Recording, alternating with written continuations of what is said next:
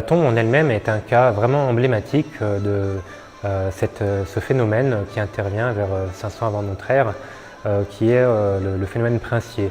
Alors on a là un personnage de premier plan qui se fait inhumer sur un char à 2 roues avec de nombreuses parures, notamment en or, donc des attributs de pouvoir, et puis un dépôt de vaisselle très riche, composé d'une dizaine de pièces, qui comprend notamment un chaudron en bronze, une céramique grecque et différents ustensiles en argent. Donc tout ça sert à la consommation du vin.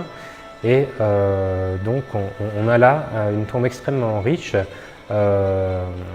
qui est composée d'éléments extrêmement prestigieux pour l'époque et exotiques pour une part, puisque certains objets nous viennent de Grèce, d'autres de la péninsule italique, et pour d'autres encore, on pense à des horizons beaucoup plus lointains, pourquoi pas la mer Noire.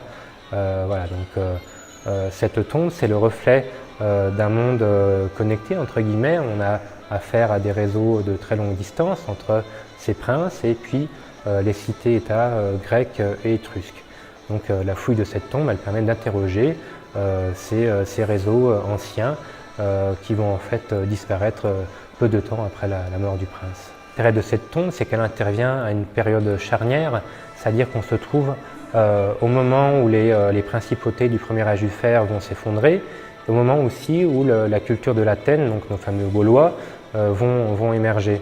Et cette tombe, elle emprunte un peu aux deux mondes, c'est-à-dire qu'on a affaire à une tombe qui reflète par sa composition cette tradition des tombes princières du premier âge du fer, et qui en même temps introduit de nouveaux éléments de cette nouvelle culture.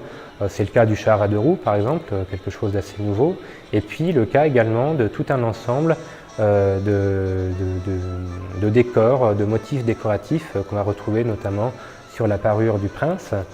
Et ces décors, ils appartiennent au premier style celtique, donc celui du deuxième âge du fer naissant. Aujourd'hui, c'est la tombe de Lavaux qui va éclairer en fait ces découvertes anciennes grâce aux techniques mises en œuvre aujourd'hui et aux découvertes qu'elles permettent.